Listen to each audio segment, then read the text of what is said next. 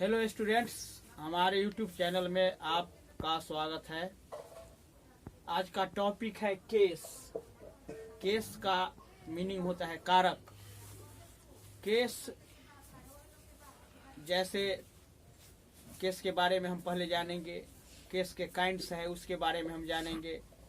ऐसे मूल रूप से केस के माने there are 3 kinds of case. मूल रूप से 3 ही है: nominative case, objective case and possessive case. लेकिन केस के बारे में मुझे जानना है। केस का अर्थ होता है कारण। The case shows the relation to other words. The case shows the relation to other words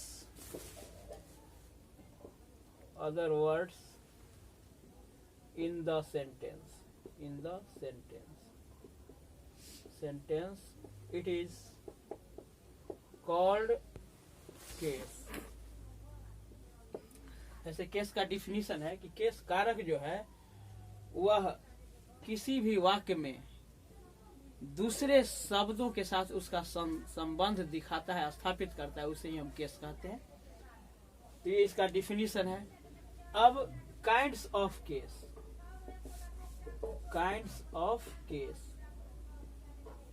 case के भेद। देयर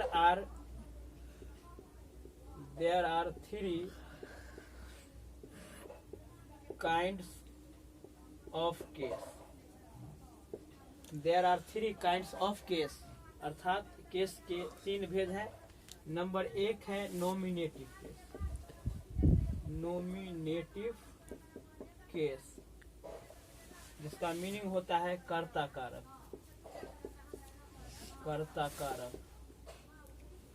2 में होता है ऑब्जेक्टिव केस, जिसका मीनिंग होता है कर्म कारक। और नंबर 3 में होता है पॉजेसिव केस,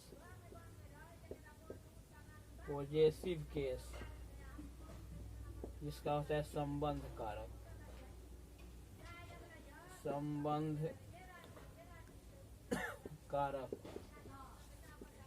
इस प्रकार से हम केस को मूल रूप से 3 ही भागों में हम व्यक्त करते हैं।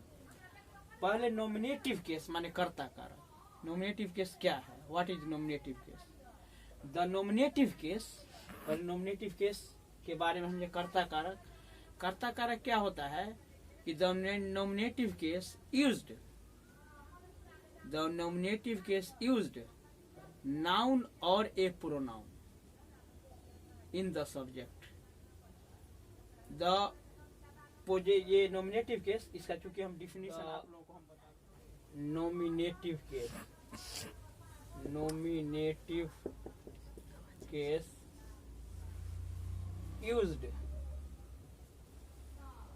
Used as a subject in the sentence. ये नॉमिनेटिव केस जो है वह सेंटेंस में सब्जेक्ट के रूप में प्रयोग होता है। जैसे मैंने एग्जाम्पल के लिए जैसे आई एम ए बॉय। तो इस वाक्य में आप देख रहे हैं आई एम ए बॉय। ये आई जो है वह नॉमिनेटिव केस के रूप में है, सब्जेक्ट के रूप में है ना। तो इस प्रकार से ये सब्जेक्ट के रूप में होते हैं। तो यहाँ आई जो है वह नॉमिनेटिव केस है। नंबर 2 में है objective case.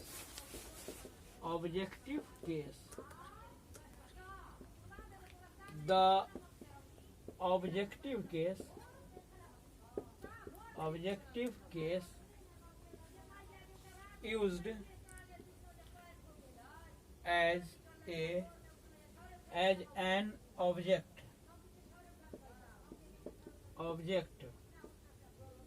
in the sentence.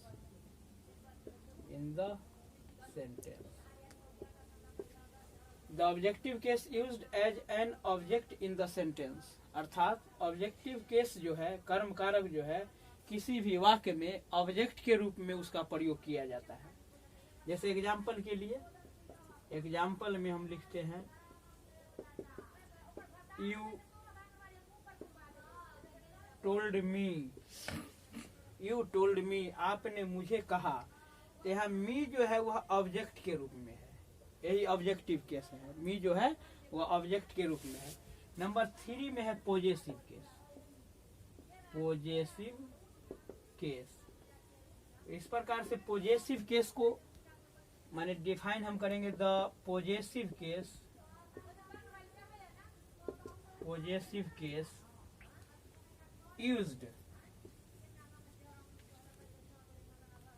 As relationship, relationship, ownership, ownership, ship in the sentence, in the sentence.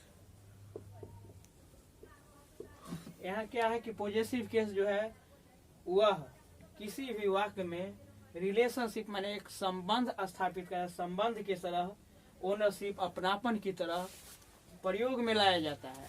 Example के लिए जैसे this is my pen, this is my pen, यह मेरी कलम है। तो यहाँ ये जो माई जो है वह पॉजेसिव केस के रूप में है, यहाँ एक अपनापन है, एक संबंध है। तो इस प्रकार से हम इसको डिफिनीशन के रूप में इस प्रकार व्यक्त करते हैं। पुनः थोरो हमें एक साथ हम इसको एक टेबल के माध्यम से आप लोगों को हम बता रहे हैं। टेबल के रूप में मैं इसको लिखता हूं। Number 1 nominative case, nominative case.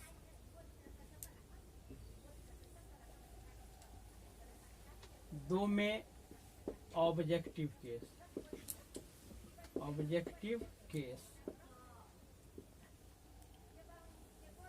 और नंबर 3 में पॉजेसिव केस। इस प्रकार से हम इसको ऐसे हम व्यक्त कर सकते हैं। जैसे यहाँ है I, we, you, he, she, it और दे।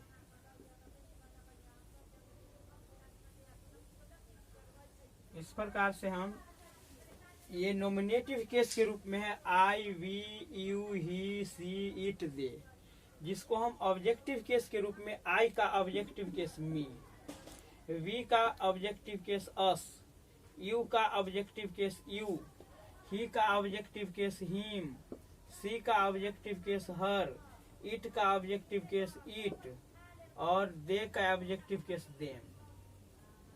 इस प्रकार से हम ऑब्जेक्टिव केस के रूप में हम इसको व्यक्त करते हैं।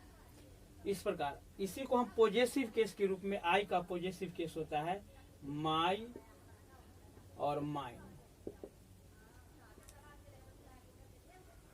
उसके बाद है वी का ऑब्जेक्टिव केस होगा आवर, आवर्स। यू का ऑब्जेक्टिव केस योर, योर्स। ही का ऑब्जेक्टिव केस हीज और सी का ऑब्जेक्टिव केस हर और हर्स। इट का ऑब्जेक्टिव केस इट्स और दे का ऑब्जेक्टिव केस देयर, देयर और देयर्स। तो इस प्रकार से हम इस टेबल के माध्यम से भी आप लोगों को मैंने बताने का काम किया। ये जो है आप देख रहे हैं नॉमिनेटिव केस, ऑब्जेक्टिव केस। इस प्रकार से पॉजेसिव केस में आप एग्जाम्पल देख रहे हैं। पॉजेसिव केस को हम 2 भागों में व्यक्त करते हैं, क्योंकि वह मैं आप लोगों को प्रोनाउन में बता चुका हूं या एडजेक्टिव में। पॉजेसिव एडजेक्टिव और पॉजेसिव प्रोनाउन के रूप में, जैसे पॉजेसिव एडजेक्टिव के रूप में माई होता है और पॉजेसिव प्रोनाउन माइन होता है। पॉजेसिव एडजेक्टिव के रूप में आवर होता है और पॉजेसिव प्रोनाउन के रूप में आवर्स होता है। तो इस प्रकार से हम ये नॉमिनेटिव केस से ऑब्जेक्टिव केस और नॉमिनेटिव केस से पॉजेसिव केस में हम ये प्रोनाउन को किस प्रकार हम बदलते हैं, नॉमिनेटिव केस को किस प्रकार चेंज करते हैं, है ना। यह मैं आप लोगों को ये इस वीडियो के माध्यम से बताने का काम किया। अगर आपको ये वीडियो अच्छा लगा होगा तो इसको लाइक जरूर से जरूर करेंगे। मैं नेक्स्ट वीडियो के साथ पुनः आपसे मिलूंगा, तब तक के लिए इजाज़त चाहता हूँ।